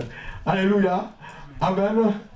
Est-ce que quelqu'un est content? Si tu es content, tu lèves ta main ou tu m'arrêtes. Tu es content vraiment de tout ce que je dis là? Ça te fait pas mal? Ça t'aide? Amen. Aimes-tu les compagnies des autres ou pas? Il y a des gens qui n'aiment pas les gens chez eux. Tu leur rends visite, c'était comme si Ben Laden arrivait dans sa maison. La face c'est la face. Il va partir quand? Connais-toi émotionnellement. Il y a aussi des gens que leur maison c'est la fête tous les jours. Oui. Il y a des gens comme ça, c'est la fête. Ma mère, on appelle ma feu mère maman nationale. Elle pouvait préparer les grands cadeaux de nourriture. Elle se met au carrefour, viens. Elle donne ta part, elle partageait. Jusqu'à elle oublie même ses enfants. Je dis que tu faisais ça pour qui, maman? Amen. Elle aimait tout partager. Souvent, je viens là, pour moi, mais il n'y a pas. Elle a tout partagé aux gens. On l'appelait maman nationale. Ça passait dehors, ses coups c'était dedans. J'allais chez les coups de ma mère, elle est en train de préparer le riz, elle cache. Alors que ma mère partage. Tu es comment? Il faut bien te connaître. Alléluia. Choisis quelqu'un comme toi. Je vous ai parlé d'une soeur qui est généreuse et qui trouve un frère qui est radin. Vous croyez que ça va marcher là? Non. Ça fait des disputes. Dans les couples, les disputes d'argent, elles sont souvent très graves. Hein? Ce qui a beaucoup comme disputes souvent dans le couple, c'est l'affaire d'argent. Les mariés, là, disent la vérité. Dites la vérité, non?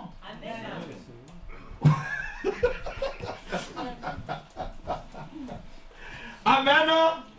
Dans la question que tu dois te poser, est-ce que tu fais confiance facilement ou non? Il y a des gens qui ne font pas du tout confiance, toujours méfiants. C'est tout dans le troisième point. Hein? C'est les questions que tu dois te poser. Te remets-tu facilement des blessures qu'on te donne ou qu'on te fait? Il y a des gens qu'un petit truc comme ça pour eux, c'est une affaire nationale. C'est une affaire d'État. Il n'y a pas de petites choses, ils ne passent pas sur les choses. Amen. Si tu es quelqu'un qui, tout c'est une affaire d'État pour toi, si tu trouves quelqu'un comme moi là, qui minimise tout, tu auras un problème. Pas pour moi, rien n'est une affaire d'État. La seule chose qui est une affaire d'État, c'est les gens qui n'acceptent pas le Seigneur Jésus. Tout le reste là, ça ne me gêne pas. Quand tu n'acceptes pas le Seigneur Jésus, c'est pour moi un problème. Mais le reste, ça ne me casse pas la tête. C'est pour ça que moi, je dors tranquille. Amen. Mais il y a des gens, frères. Si tu mets son cahier là à côté, alors que c'était là, ça devient une dispute. Jusqu'à ce que les gens vont venir à la maison pour réparer le problème de couple. On va leur demander que c'était quoi. Ils vont dire c'est une dispute. On a eu à régler une affaire à Libreville pour un couple. J'ai raconté ça à mon épouse, elle a ri. Le frère, il était radin. Ils achetaient la Colgate, vous connaissez les dentifrices là. C'était le sticker en plastique là. Le frère aimait appuyer jusqu'à plier quoi. Donc jusqu'à il y a un pli. La soeur, elle appuie, elle lâche ça comme ça. Ça fait des disputes tellement pour les dentifrices. Jusqu'à c'est arrivé chez le pasteur. Ça fait des problèmes dans le couple. Regarde les dentifrices. Le pasteur m'a appelé au bureau, on réglait le problème. Le pasteur m'a regardé, j'ai regardé. Le pasteur a dit, frère, vous utilisez combien de dentifrice par mois?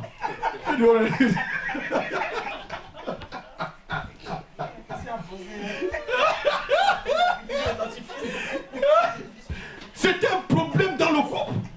Jusqu'à ce que même ça a touché leur intimité, je vous dis. C'était grave. Et le pasteur a dit, frère, vous utilisez combien de boîtes de Colgate par mois? Il dit, pasteur, une boîte. Le pasteur a dit, maintenant, frère, tu vas acheter 2. Toi, tu vas plier ta part et ta femme va appuyer sa part. Et le problème était résolu. Comme ça va vous faire 2 mois. Au lieu que vous achetez. Amen.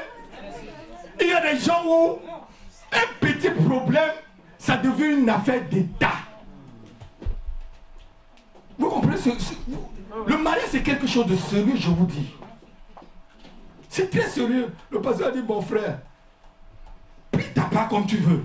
Ma soeur, appuie ta part comme tu veux. Ça va. Alléluia. Amen. Donc il faut bien se connaître émotionnellement avant d'entrer dans un mariage. Amen. Il faut répondre bien à ces questions. Quatrième point.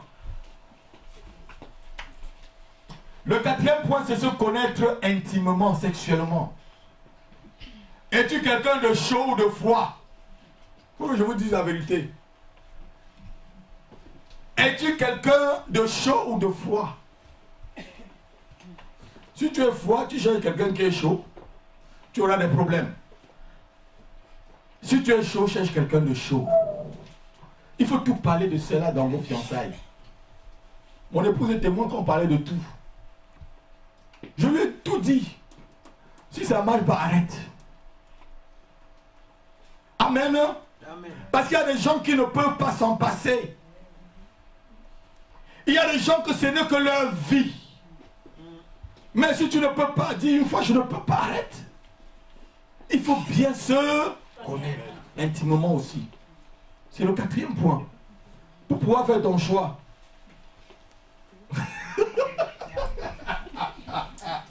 Oh, regarde le pasteur a pris comme un esti.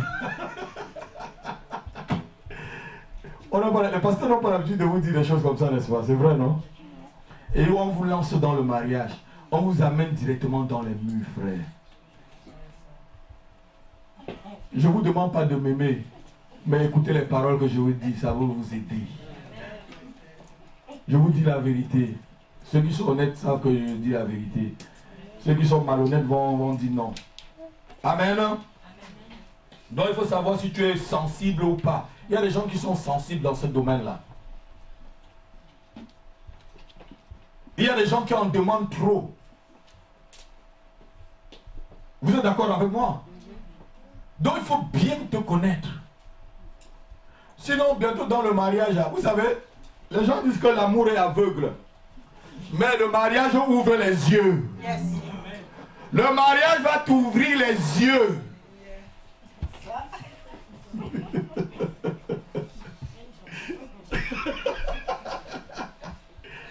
Amen.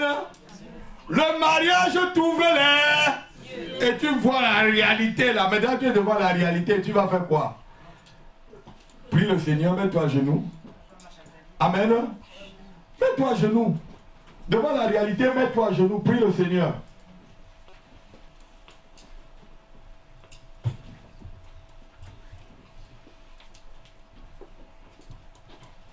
Es-tu quelqu'un qui établit des relations et qui les rompt aussi facilement? Il y a des gens, ils établissent une relation, ils rompent ça, ils sont tranquilles. Je connais une personne comme ça. Il va se marier avec plusieurs personnes, il va vivre avec plusieurs personnes. Il établit, il rompt, il se passe par là. Si tu es ce genre de personne, méfie-toi. Ou si tu tombes sur ce genre de personne, méfie-toi aussi de le choisir comme ton conjoint. Si tu es quelqu'un qui aime vraiment ce qui est solide, sincère et vrai. Le cinquième point, connais-toi physiquement. J'ai dit tout à l'heure. Je me rappelle d'un ami, je ne vais pas dire son nom parce qu'il peut me suivre. Il peut me suivre à la télé. Un jour, il a dit à une fille en classe, tu es laide et tu n'es même pas gentil.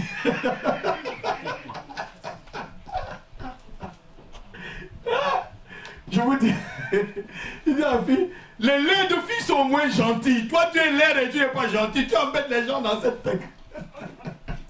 Amen. Connais-toi physiquement. Quel genre d'homme tu aimes? Aimes-tu des hommes courts comme moi, avec des joues ronds comme moi, ou des gens avec des... Il faut connaître ce que tu aimes pour faire ton choix. Parce que quand tu as fait le choix là, c'est fini. Si tu aimes des gens avec les joues carrés comme moi, choisis des gens avec les joues carrés comme moi, ronds. Si tu aimes les gens de ma taille, choisis les gens de ma taille. Si tu aimes les gens qui sont hauts, choisis les gens... Parce que le temps que tu as choisi, tu es choisi. Parce qu'on ne goûte pas pour laisser après. On ne goûte pas pour les... Amen. Tu aimes les gens minces, choisis les gens minces. Il faut bien te connaître. Vous êtes d'accord avec moi, non?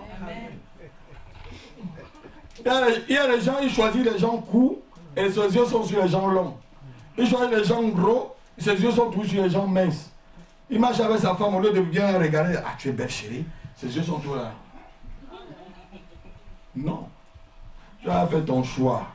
Quand j'ai vu ma femme, elle m'a d'abord plu belle. Amen. Je lui ai d'abord dit, ah, c'est ce que je veux ça. Et je suis allé dire à ma grande soeur, j'ai trouvé ma femme. Elle me demande comment il s'appelle. J'ai dit, je ne connais pas. Elle travaille où je ne connais pas. Qu'est-ce qu'elle fait? Je ne connais pas. Il dit, mais à Libreville, là, on a mis la folie dans ta tête ou quoi? J'ai dit, Dieu m'a dit, c'est ma femme. Tu vas voir. D'ici l'année prochaine, sera ma femme. Et comme je l'ai dit, l'année prochaine était mon mariage, ma grande soeur. Elle m'a d'abord plu physiquement. Mais si tu épouses une femme qui ne te plaît pas physiquement, tes yeux vont être dehors. Chacun sait ce qu'il aime. Amen. D'autres personnes aiment des femmes minces, d'autres aiment des femmes, comme les Africains souvent disent qu'ils aiment des femmes qui sont... Hein? Voilà. Amen. Il faut savoir ce que tu aimes. Si tu aimes des hommes, choisis ce que tu aimes. Pour ne pas venir ici dire, pasteur Happy, je vais te donner le mouchoir, tu vas nettoyer tes yeux. Tu vas nettoyer tes yeux. Je ne peux rien faire. J'ai déjà mis l'alliance. Je ne peux plus rien faire. Alléluia. Amen. Donc, aimes-tu des minces ou des personnes qui sont physiquement un peu dodues? Le physique a une importance, hein, je vous mens pas. Regardez-moi.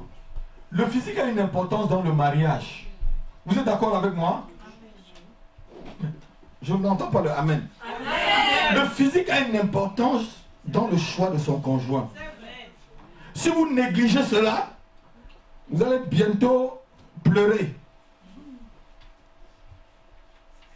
Loïc, la balle est encore dans ton camp. Hein? Prends bien le temps, Loïc. Regarde bien. Regarde. Les célibataires, là, regardez bien, cherchez bien. Ne vous embrouillez pas. Amen. Donc le physique a quelque chose de très important.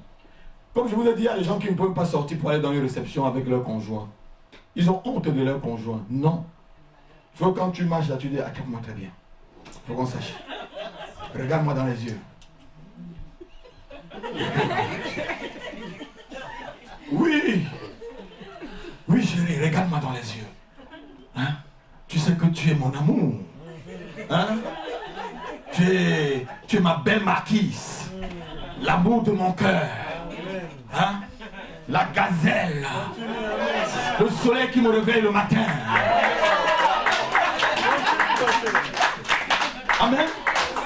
Si tu ne peux pas lui dire ça, tu vas leur dire ça, c'est que tu es suspect.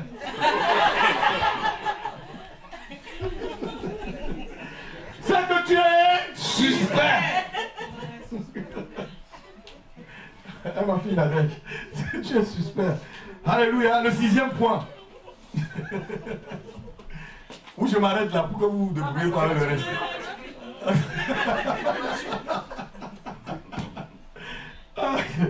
6e point. Il faut connaître ses habitudes.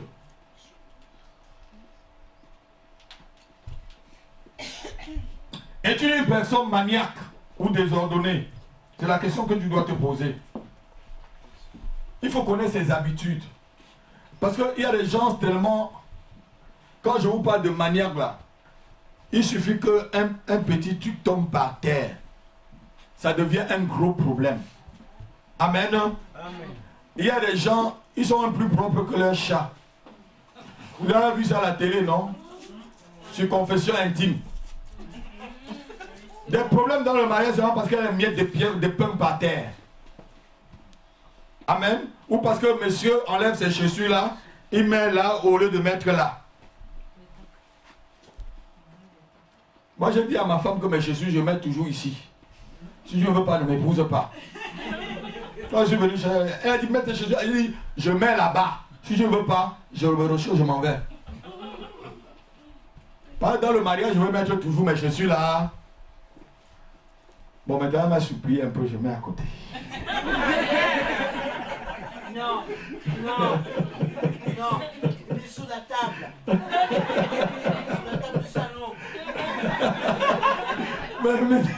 à côté. Amen. Amen. Je dis que c'est sous la table. Mais maintenant, souvent, je ne mets un peu à côté. Alléluia. C'est ça le mariage. C'est la vie à l'intérieur. C'est la vie à l'intérieur. Es-tu quelqu'un d'ordonné? Cherche quelqu'un qui est ordonné comme toi. Es-tu quelqu'un de discipliné? Cherche quelqu'un de discipliné comme toi. Amen. Amen. Si tu crois que Dieu va faire ce que tu n'as pas fait, tu mens. Tu crois que Dieu va faire ce que tu n'as pas fait dans tes fiançailles, tu mens, ma fille. Il ne le fera pas. Ah, c'est ton choix. Tu vas jeûner comme l'apôtre Paul jusqu'à ce que tu vas devenir maigre. Rien ne va se changer. Tu vas jeûner. Pasteur, je suis en jeûne. Mais pourquoi encore? Tu es déjà marié, non, ma fille? Tu es encore en jeûne.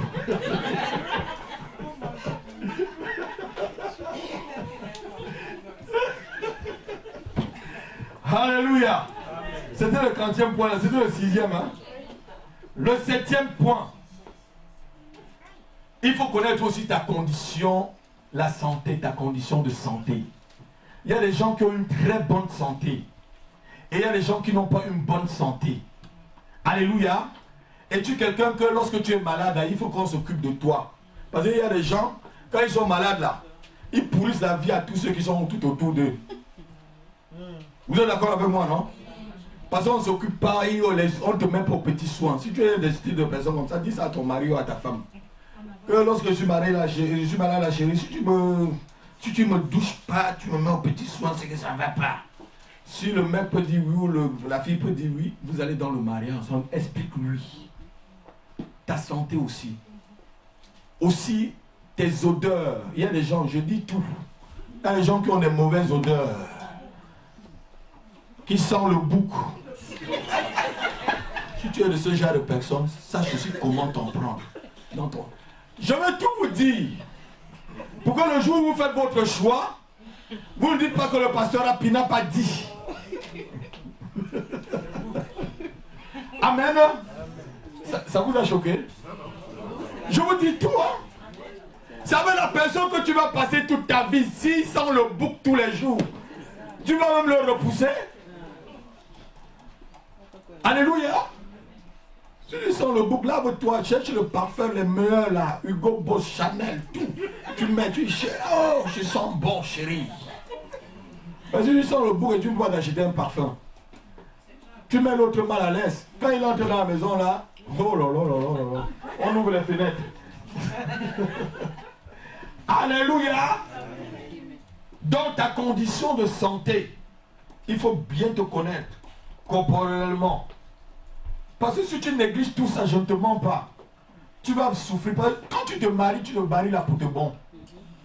Je vous ai dit au début, si tu as 40 ans, tu te maries, tu vas faire encore 40 ans avec la femme. Et si Dieu veut que vous vivez 120 ans, tu vas faire 80 ans avec la même personne. Ça sera comme si tu portais un cadavre toute ta vie. Tu vas faire n'importe comment, le cadavre est toujours là, ça te suit. Vous avez déjà vu quelqu'un qui porte le cadavre toute sa vie? C'est dû à ma fille Nathalie. C'est dû à Honorine. C'est dû, non?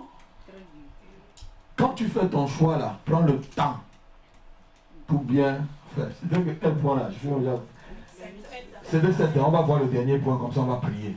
Et la semaine prochaine, on va entrer dans le vrai plat de résistance. Amen. Ça c'était encore, disons, l'entrée.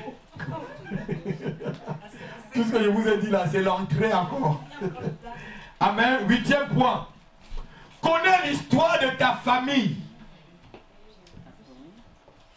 Il y a des gens qui sont des couples brisés, des couples divorcés, des familles brisées. Connais bien l'histoire de ta famille pour faire ton choix. Viens-tu d'une famille où les parents s'entendent ou pas? Ou lorsque le papa arrive, on l'accueille à la porte en lui disant chérie avec des bisous ou pas? Es-tu d'une famille qui est déchirée? es-tu d'une famille brisée? Connais bien ton histoire avant de faire ton choix. Généralement, les enfants qui sortent des couples divorcés ont des problèmes dans leur propre mariage. Parce qu'ils reportent aussi ce que leurs parents ont fait. Et beaucoup disent qu'ils ne vont pas se marier. Ils voient le mariage comme quelque chose qui n'est pas très bien. Connais ton histoire toi-même. Connais bien ton... De quelle famille tu viens? Tu viens de la polygamie comme moi? Mon père avait 8 femmes. Connais bien ton histoire. Amen. Je sors d'une polygamie, mais je jurais déjà dans ma tête. J'avais dit je ne serai jamais polygame. Parce que ce que j'ai vu là, je ne peux pas que ça se reproduise avec mes enfants. J'aurai une seule femme et je marie une seule fois. Je connaissais bien mon histoire avant de faire mon choix. Et j'ai dit à ma femme, mon père avait 8, mais moi, une seule femme, c'est tout. Alléluia. Alléluia. Amen. Connais l'histoire de ta propre vie. Il y a des gens où, quand papa arrive, on accueille bien papa à la porte. Il y a des familles qu'on n'accueille même pas papa. Il arrive là, on ne prend même pas le sac. Si tu es de ce genre de personne, demande tout ça, parle de tout ça avec ton fiancé. Tu vas être un homme où on accueille son père à la porte, il arrive, tu ne l'accueilles pas. On dit, mais ça c'est quelle femme ça? Ça c'est quel diable que le Seigneur m'a donné là? C'est quel diable que j'ai choisi? Quelle diablesse? Non? Peut-être elle, sa mère n'accueille pas son père à la porte. Vous n'avez pas parlé de ce problème. Donc traitez d'abord de tout. C'est des petites choses, je vous dis, ça vous choque. Peut-être qu'elle le fait comme elle est appris dans sa famille. C'est pas qu'elle ne t'aime pas. Il le fait aussi comme il a été éduqué, parce que souvent, beaucoup reproduisent l'éducation de leurs parents dans leur propre mariage. Est-ce que vous comprenez un peu ce que je veux dire? Et c'est ce qu'on va briser la semaine prochaine là. Amen.